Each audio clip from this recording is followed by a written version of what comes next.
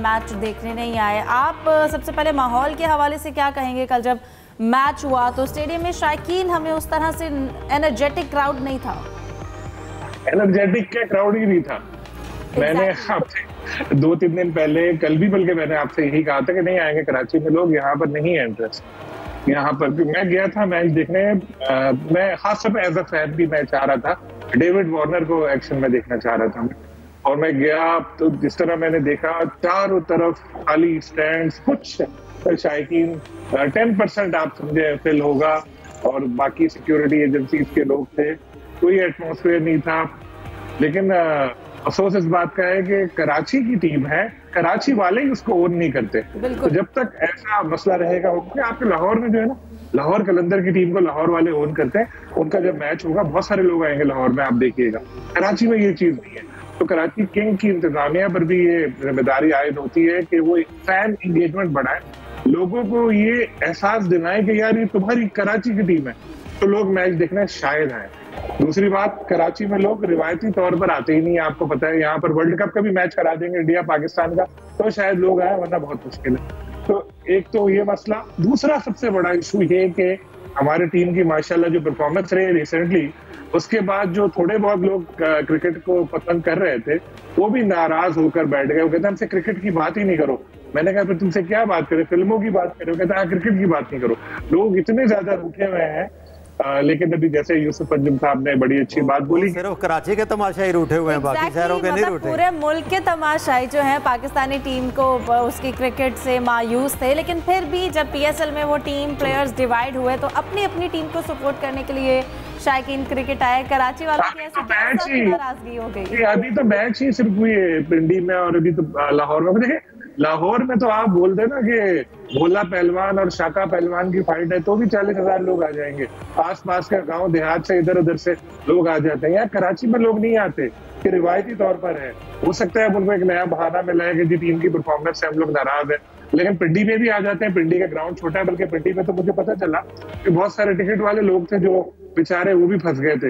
लेकिन कराची में रिवायती तौर पर ये चीज है, यहाँ पर लोगों के पास ये वक्त नहीं है, ये क्या है। अब तो एक जेन्युइन उनको बहाना मिल गया कि टीम की परफॉर्मेंस सही नहीं। और ना लाहौर में तो जैसे मैंने कहा कि वहां पर तो हमेशा ही भरा होता है ग्राउंड, और वहां पर तो बहुत लोग आते हैं, आस पास के गांव देहात से भी आ जाते हैं। यहाँ नहीं आते लोग, यहाँ ये मसला है। और अगर मैच के हवाले से आप कमेंट करना चाहें, कल एक अच्छा मैच रहा, हाई स्कोरिंग मैच था और कराची ने चेस भी किया। बिल्कुल, कल जो टीम साइफर्ड और डेविड वार्नर ने जो स्टार्ट लिया 10+11 से ज्यादा, बल्कि उनका उस वक्त वो उन्होंने स्कोरिंग रेट रखा था 6-7 ओवर में। उसके बाद 4 विकेटें गिर गई, लेकिन आप देखेंगे रन बनते रहे, रन बनना नहीं रुका। विंस बहुत अच्छा खेले, खुशदिल ने भी साथ निभाया, और इतनी जबरदस्त क्रिकेट हो रही थी कि अगर वहां लोग मौजूद होते तो बहुत एंजॉय करते। टेलीविजन पे तो आप लोगों को अच्छा लगा होगा। रिजवान की बेचारी की सेंचुरी जो थी वो रायगा चली गई, उसका मुझे अफसोस है। लेकिन उससे भी ज्यादा अफसोस मुझे इस बात का है कि रिजवान के साथ जो हम लोग सलूक कर रहे हैं, भाई उसको इंग्लिश नहीं आती तो ऐसा क्या हो गया। इंग्लिश देखिए क्या है। अभी मैं उस दिन भी आपको मैंने ये बात बोली थी, मैं एक उर्दू में ट्वीट कर दूंगा 4 लाइन, वो ऑस्ट्रेलिया में भी बंदा देख रहा होगा, इंग्लैंड में भी देख रहा होगा। ये मैं खबर देता हूँ कोई, वो ट्रांसलेट होकर पूरी दुनिया में अल्हम्दुलिल्लाह छपती है। लैंग्वेज बैरियर नहीं रहा अब कोई, लेकिन हम लोगों ने ऐसा बना दिया है कि बेचारे प्लेयर की परफॉर्मेंस खत्म, उसको लैंग्वेज हो, रिजवान को इंग्लिश नहीं आती, हाँ हाँ हाँ, वो रिजवान कैसे बोल रहा है, हाँ हाँ हाँ। अरे यार वो विकेट कीपिंग नहीं करे, वो बैटिंग नहीं करे, 100 बातें सुनाओ, तुमने उसका कॉन्फिडेंस खत्म कर दिया बेचारे। कल वो प्रेस कॉन्फ्रेंस में हमारे दोस्त ही ये क्वेश्चन करते हैं इंग्लिश का। टॉस मेरा ख्याल है आप गाय साहब को अपने साथ को होस्ट बना ले, वो ज्यादा अच्छा रहे। हाँ, क्योंकि वो खैर मैं बता रहा था कि कल वो बेचारे टॉस के लिए भी जब आए ना, तो टॉस के वक्त भी उसने बोला कि मुझसे उर्दू में बात करो, हालांकि वो इंग्लिश में बात कर सकता था। इससे आप अंदाजा लगाएं कि ये जो सोशल मीडिया है या जो दूसरी जो ट्रोलिंग वगैरह होती है, उससे मेंटल हेल्थ में बंदे की कितना फर्क पड़ता है, और ये नॉन क्रिकेटिंग इश्यूज की वजह से। तो ये हम लोगों को बिल्कुल जाहिर साहब ने सही बोला कि इस तरह के अव्वल तो सवाल ही नहीं करने चाहिए। लेकिन अब हमारी मीडिया में बहुत सारे लोग ऐसे आ गए जिनकी ब्रेक नहीं है, वो कुछ भी बोल देते, कोई भी। और सवाल भी पता किस तरह करते, यार आज आपने स्कोर नहीं किया, जरा बताओ क्यों स्कोर नहीं किया। अरे भाई तुम्हारा मुलाजिम बैठा है सामने, आज तुमने कैच क्यों छोड़ दिया। अरे यार देखो तो कौन बैठा है। बाहर के जो प्लेयर होते हैं ना, वो डांट देते हैं, शटअप कॉल दे देते हैं। हमारे प्लेयर बेचारे डरते हैं, वो करते नहीं है। तो थोड़ा हम लोगों को सोचना पड़ेगा कि भाई आपको इंग्लिश टीचर चाहिए रमीज राजा जैसा, या आपको रिजवान जैसे क्रिकेटर चाहिए, या बाबर चाहिए। मजाक उड़ाएं बैटिंग पे, विकेट कीपिंग पे, फील्डिंग पे, लेकिन इंग्लिश को लेके मजाक उड़ाना छोड़ दें। बिल्कुल, अपना पॉइंट क्लियर होना चाहिए। मैटर ये करता है कि जो वो कहना चाह रहे हैं, जो उनका पॉइंट है वो क्लियर होना चाहिए।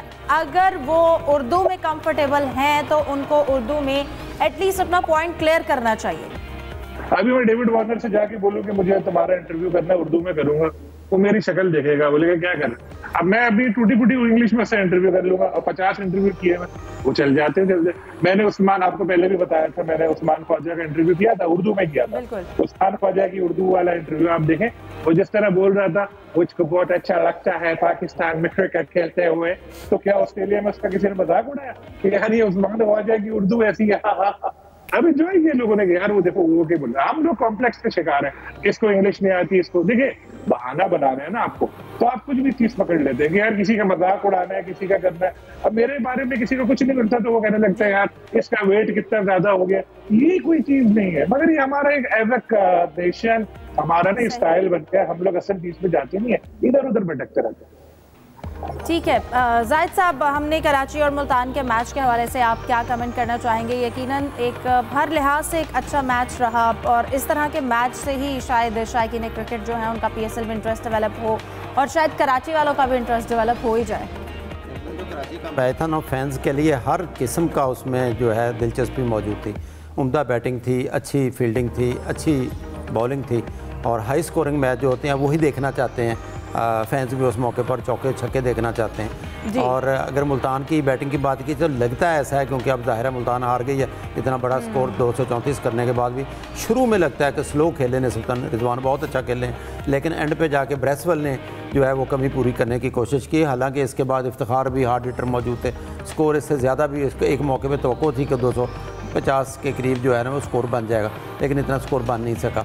फिर अगर मुल्तान बात की जाए कराची किंग्स की, तो 4 विकेटें तो उनकी जल्दी गिर गई। जो डेविड वार्नर कहते हैं वो बड़ा आसान होता है टीम जीतने के बाद। हमने ये कहा था कि इसको स्कोर रन रेट को नीचे नहीं आना चाहिए। ज़ाहिर है जो जीता हुआ जो कामयाब शख्स होता है उनकी हर चीज़ जो है वो सही होती है। जेम्स वेंस बहुत अच्छा खेले हैं, खुशदिल शाह बहुत अच्छा खेले हैं, लेकिन अगर ओवरऑल देखा जाए तो ये मुल्तान ने मुल्तान को हराया। अब आप हैरान होगी वो कैसे, क्योंकि जेम्स वेंस भी लास्ट ईयर मुल्तान की तरफ से थे, खुशदिल शाह भी मुल्तान की टीम में थे, और जिसने आखिरी छक्का लगाया बादशाह अफरीदी ने वो भी मुल्तान की तरफ था। तो तीनों प्लेयर इस मैच में वो चले हैं जो लास्ट ईयर मुल्तान की तरफ से खेले थे। लेकिन एक बहुत अच्छा मैच है। शुरू में ऐसे मैचेस होंगे तो यकीनी तौर पर तमाशाइयों की दिलचस्पी बढ़ेगी, और उठे हुए तमाशाई भी स्टेडियम में आना शुरू हो जाएंगे। बिल्कुल, और बाकी टीम्स जो हैं वो नेक्स्ट मैचेस के लिए जो प्रिपेयर हैं वो इस हिसाब से भी करेंगी। डिस्कशन को कंटिन्यू रखते हैं, एक ब्रेक के बाद हमारे साथ रहिए।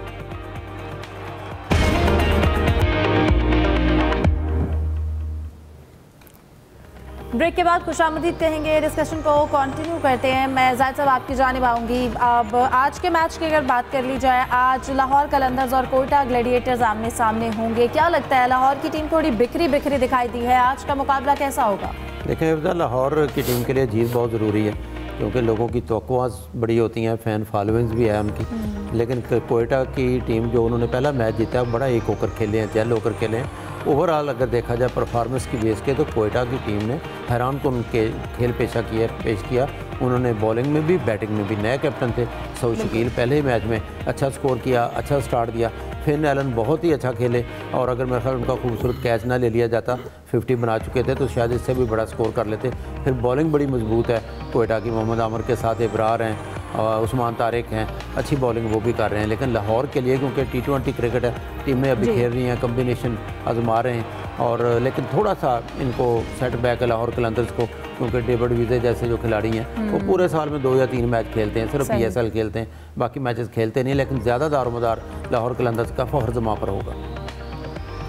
ठीक है, सलीम साहब आपकी जानिब आऊँगी। आपको क्या लगता है लाहौर कहाँ पर लैग कर रही है, क्यों इस तरह से बिखरी बिखरी टीम है, उस तरह से मोराल जो है उनका, क्योंकि शायद पिछले टूर्नामेंट में भी उन्होंने 8 मैचेस हारे, तो अब एक रिफ्रेश स्टार्ट लेना चाहिए था, लेकिन उस तरह से हमें वो नज़र नहीं आ रही एनर्जी। पहला ही मैच हुआ है, हो सकता है अभी एक मैच था तो नजर ना आ रही हो एनर्जी, लेकिन आहिस्ता आहिस्ता खेलेंगे तो कोई फर्क नजर आए। और फिर जैसे आपने कहा कि पिछले जो सीजन था उसमें 10 में से उन्होंने एक ही मैच जीता था, तो जब कोई इतना एक्स्ट्रा बर्डन कैरी करके कोई टीम आ रही हो अगले इवेंट में, तो जाहिर है उसके ऊपर सबसे बड़ा एक प्रेशर यही होता है कि पिछले साल ऐसा रहा था, इस बार ऐसा ना हो जाए। तो हो सकता है कि 1 आउट हो और आज के मैच में बेहतर रूप में नजर आए, खासतौर पे बॉलिंग की अगर हम बात करें, शाहीन के ऊपर प्रेशर बढ़ता